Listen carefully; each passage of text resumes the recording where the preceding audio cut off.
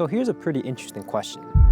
A lot of other influencers and YouTubers cover on how to create an e-commerce/dropshipping website, but they don't really go over what you do with it once you're done. You probably don't want to manage the site forever, so you probably want to sell it or give it to someone else. So realistically, how much can you even get for it?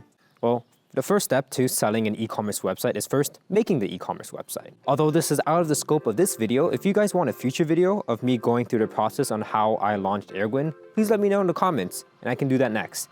I just don't know if YouTubers have already covered that topic to death. But then again, many of those same YouTubers are selling BS scam courses and inflating their numbers, which they're saying it's profit, but in reality it's just revenue. As you guys can tell from the Millionaire by 30 series, I'm pretty transparent about all my financials.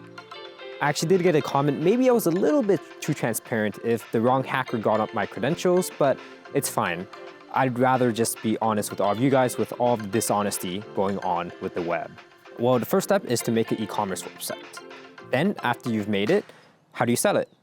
Well, first of all, it's important to determine what platform your website was made on. Did you make it on WordPress? Did you make it on Shopify? Is it self-hosted? Is it hosted somewhere else? Although choosing your initial hosting provider and selling service may be a really small, inconsequential task in the beginning, it can lead to much bigger consequences long run. So for example, if you Shopify, you're gonna have to pay $29.99 every single month you're not using the platform. This means if there's a significant time gap of you taking a break from selling the website to actually selling the website, you're gonna be on the hook for all those fees. This is why personally, I recommend starting off with services that don't have a monthly subscription cost. So for example, I would recommend WordPress, and it's a pretty good one. However, some people do prefer Shopify because since a lot of other shoppers use Shopify, the checkout page looks a little bit more familiar, so it does actually lead to a higher checkout/conversion rate. So keep that in mind if you want to have higher revenue versus the cost of having to pay a subscription fee. Also, there is also the topic of selling on marketplaces such as eBay and Amazon, although these accounts are pretty much harder to sell rather than just your own website, for reasons I'll go into later. So, why do your own personal websites sell better than Amazon and eBay's websites? There's this common conception that it's easier, quote unquote, to launch an Amazon or eBay store since they already handle all of the infrastructure for you. All you have to do is choose the product and make the product listings. However, if you've actually tried launching our Amazon or eBay store, it can be extremely hard to stand out because every single time you promote your product, you're pretty much promoting every other single Amazon product that shows up underneath your listing. However, using your own website and your own brand, you can make sure to funnel all of the conversions and clicks to only your products and no one else's. And the great thing is, in that case, you only pay for clicks to your products. If the customer clicks away to someone else's advertised product, that's a lot less likely because once they reach their site, they're not gonna see any other products. But because of this misconception, making your own website is actually a more viable way to earn money. So let's say you compare two stores. One is an Amazon store and one is one built on your own website and your own brand. Even if they had similar amount of revenue, most likely you can probably sell your own personal brand's website for a couple $1,000s more compared to the Amazon. This is because not only do you own more IP, such as you may own trademarks, you own the brand itself, you own the website, but more importantly, all of these small things, all of these kinks, all of the connections to your websites and backend has already been done for you. The buyer realizes that it does take time to set up this website. It takes a lot more time setting up a website compared to an Amazon store. So they're willing to pay a pretty significant premium for it. Either way, it's probably gonna be easier to generate more money on your own website anyways. So I'd recommend if your end goal is to just sell the website, don't start off with an Amazon or eBay store, start off with your own proprietary website. Now next, once you have your website, what platform do you list it on? Well, here's the thing. Buying a product is pretty simple, right? You buy a product, if you don't like it, you can return it, and if the seller doesn't accept the return, you can normally go through a credit card processor or through PayPal or some other third-party service that will handle disputes for you.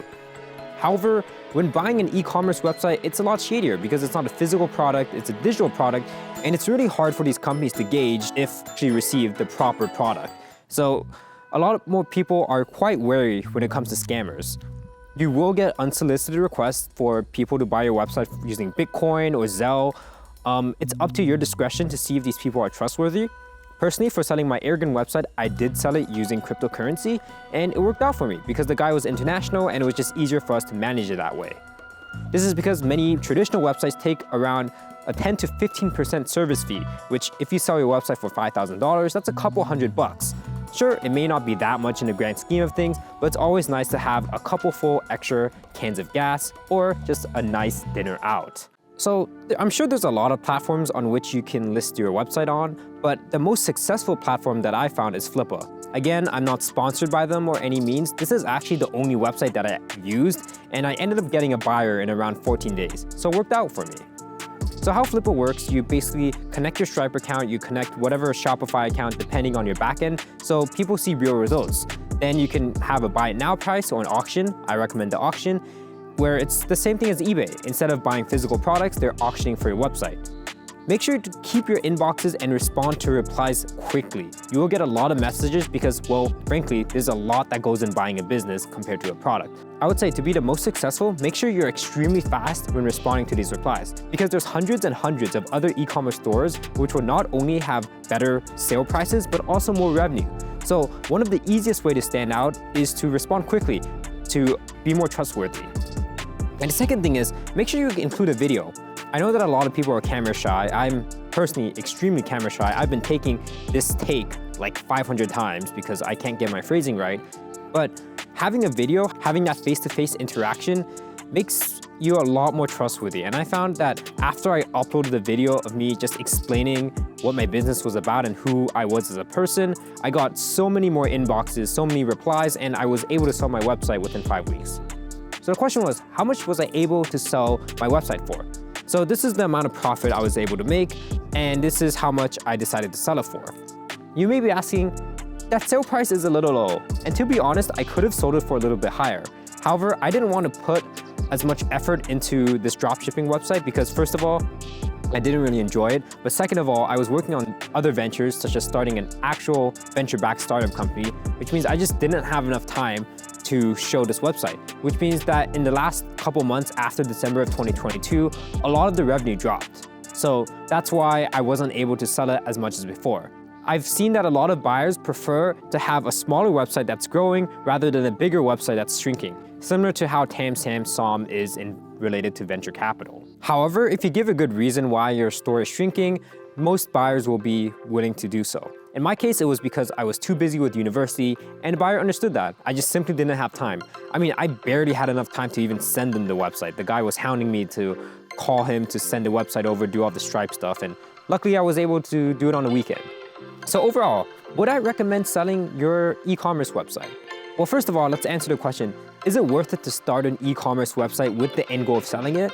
And yeah, if you want to do it as a hobby and you want to try it out for fun, it's a great way to spend your time.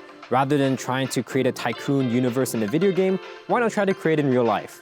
But if your goal is to have a main source of income, you want to pay your meals, you want to pay your rent with this, I would not recommend it. It's pretty unstable, it's pretty shaky, and unless you're young and you live with your parents, you're in university or in college, or you have some sort of safety net, I'd recommend sticking to a more traditional job or a more established entrepreneurial route. Think about freelancing. That's a little bit more stable than this. And you have to be extremely sharp when it comes to this. A lot of these people will be scammers. But here's the thing, a lot of the times that I thought I was being scammed, the guy was completely honest and he was totally legit.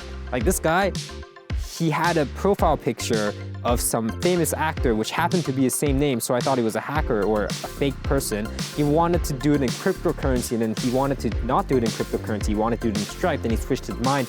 He was really all over the place, but I don't know.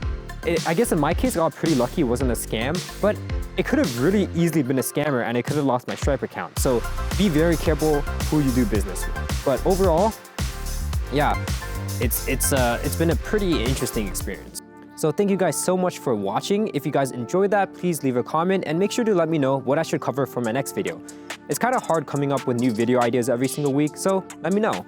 And also, if you guys have any other social media, make sure to follow my TikTok and Instagram. There should be some cool photos coming out for you guys. Stay tuned for the next video.